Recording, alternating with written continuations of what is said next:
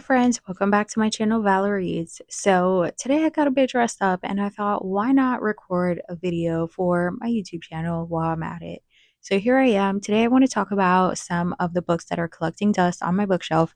As you can see, I have way too many books on my bookshelf. I actually need to go through and organize it. I think I may purchase another bookshelf, and honestly, I have no idea where I'm going to put it.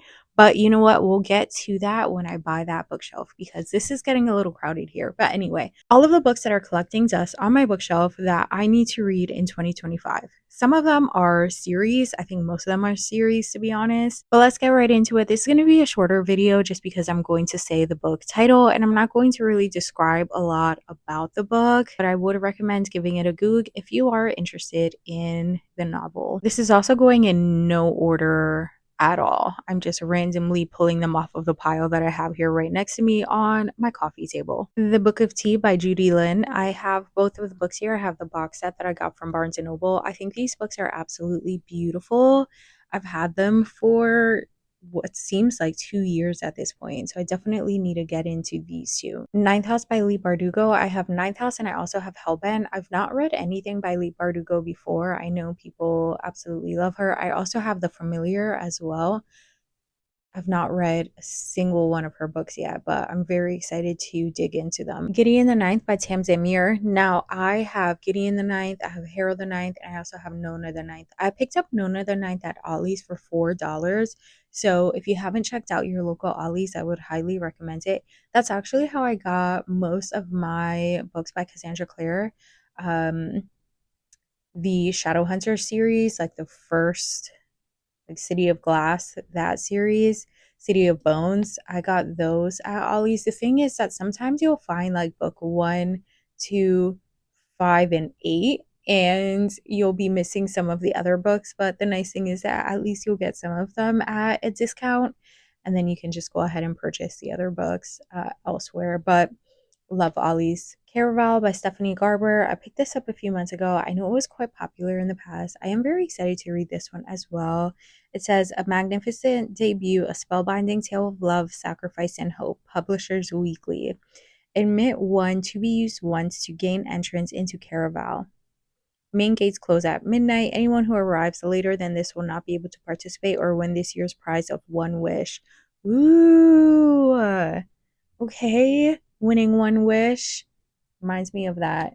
Was it a Ray J song? If I had one wish. I'm not gonna sing to you all, but anyway. With my one wish, I would absolutely get myself a farm or a homestead. I've always wanted to homestead since I was a little girl. It's been my dream. So yes, that would be my one wish. The Bone Season by Samantha Shannon. I don't know anything about this book. It says clairvoyance in all its forms has been decreed a criminal offense. And that's all I'm going to share. I said I was going to read anything about these books, and here I go. But clairvoyance, interesting. Y'all, now that I'm looking at the blurbs about these books, I really need to get on it because I have some good books on my shelf. I need to play that part back of me saying I have some good books on my shelf when I go to Barnes & Noble and want to buy new books, because I do not need to do that. Red Rising by Pierce Brown. I also know this one was quite popular. Let's see. When did this one come out? 2014. This has been out for a minute. Oh my god. This has been out for 11 years? 10, 11 years? Wow. I feel really old right now. Excuse me while I have my midlife crisis. His eyes are insane. Look how blue they are. Okay, moving on. Daughter of the Moon Goddess by Su Lin Tan. I also have the second book. I think it's a duology. It's like right. Oh God. I'm not going to do that. I try so hard to point out the books on my shelf, but first of all, it's a mess. And second of all, it's all the way at the top. But I do have both of the books in the duology. I think this cover is absolutely stunning. I'm so excited to read this. I love pretty, pretty books, y'all. I know they say don't judge a book by its cover, but why do they have covers then? Riddle me that. Legendborn by Tracy Dion. Now, I already have the second one in this series, and I'm going to purchase the third one as soon as it comes out. Okay. It's one of my anticipated reads. I absolutely love this book. When I first read it, I recommended it to everyone I could. I'm a huge, huge fan of Tracy Dion. I love everything that she's done with this book. So I want to reread it, which is why it's on this list, because I want to go in and read the second one and the third one. It's definitely a series I need to finish in 2025. So I think it's apropos to go in this video. I'm just looking so much forward to rereading this book, y'all. I cannot wait. I may actually finish all of the books that I'm reading right now and dig into this one. I say that like it's easy. I'm currently reading 5 books. I can't just go ahead and finish them. One of the audiobooks I'm listening to is 19 hours long. I can't just go ahead and finish it. But at this point, I kind of want to put them to the side so that I can reread this book. Let me know, y'all. What do you think? What should I do? I think I already have the answer, to be quite honest. Anyway, those are all of the books that are collecting dust on my bookshelf. I just lied to you all. Those are not all of the books that are collecting dust on my bookshelf. As you can tell, there are so many there, so many other books that I have not read yet.